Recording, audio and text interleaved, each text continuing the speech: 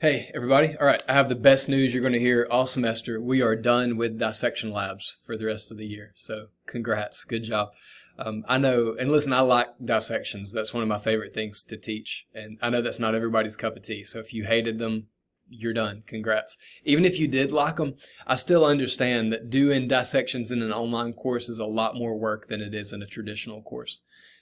We have to do those because you have to have a lab component for this course to count. All right. If I just said, man, those labs are too long, let's skip them this year, like other colleges would not accept this course for credit, and like it wouldn't even technically count at Gadsden State. So it was necessary. We had to do them, but I know they were a long time to get through some of those. In a traditional class, you would show up and like I would give you a fish and a frog and we would dissect them real quick and you would show me all the parts and then we'd be out of there in like an hour and a half or 2 hours. So again, thank you for doing all that work. I appreciate it. We are done now though. You'll have a couple more labs later in the semester. I think we've actually got like 5 left. But the next one's going to be on fungi, and it will be like all on the computer, just a virtual lab where you'll have to identify some things. We got a couple plant labs left too, but those aren't that terrible. I think it's 4 left. All right. This week, good news is that we don't have an exam. We don't have any labs due. You do have a couple lectures that you need to watch though. So if you remember last week, we did chordates. So we started about like the introduction of chordates, and then we did fish and amphibians. So we're going to pick up where we left off, and you've got a chordates lecture for reptiles, birds, and mammals. All right. Watch that one. That one's a little bit longer. And then you have another much shorter lecture to watch, mammals and primate evolution. So instead of like a kind of long lecture and a kind of long lab, you've just got a kind of long lecture and then a short lecture. So I think it'll be a lot easier week than normal. After you've watched both of those, you have a review quiz on chordates and primate evolution. It'll be material that was in those 2 lectures, and that is due on Sunday the 18th. Just make sure you are aware that next week is exam 3, all right? So last week's lecture on the chordates introduction, fish, and amphibians, and then these 2 lectures this week. That's the material that's going to be on your next exam, all right?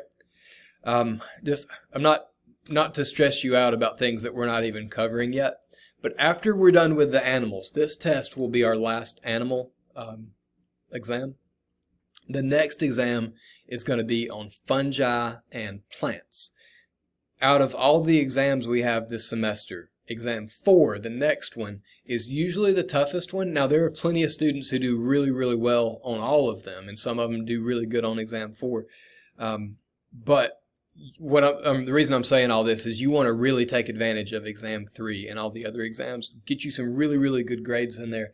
That way, if you do have if you have a bad exam on any of them down the road, you've built yourself up kind of a cushion. So really study, really prepare.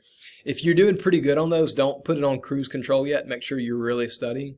And that way, like I said, you've kind of built a little cushion. The other labs that we have, those will help you out too. If you're doing those and you're following these instructions, you should get most of those most of those points, as long as you're not skipping the labels or the dissection pictures or anything.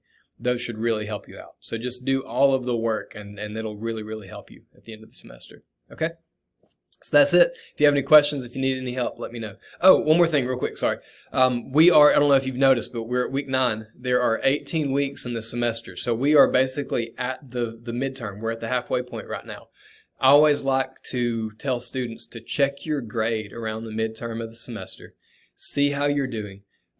If there's a grade that you have to have in this class, let's say like you need a C because you have to transfer to another college or something like that, then let me know if you're not there. If you're like way below what you need to do to finish up in this class, send me a message. Now, look at your grades and see why your grade is not where it needs to be. Are you missing assignments? Are you not doing the labs?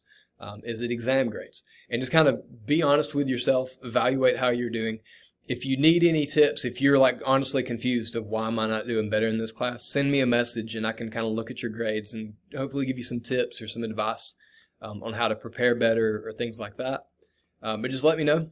I don't like playing this game, but like if you know I have to have a C and your grade is, let's say, like a 60 or something like that, if you'll let me know, I can look up real quick and I can calculate what you're going to have to make from here on out to finish with whatever grade you're shooting for. All right.